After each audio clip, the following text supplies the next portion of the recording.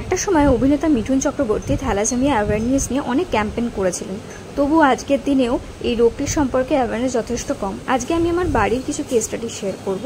ইনি আমার ছোট দিদার বোনপো, দুজনেই ছিলেন থ্যালাসেমিক পেশেন্ট। যদিও তার বোন এবং আরেক বোনপোর কিন্তু কোনো সিমটম ছিল না বা কেরিয়ারও ছিলেন না। দুই ভাইয়ের মধ্যে ডিফারেন্স আপনারা যথেষ্ট বুঝতে পারছেন।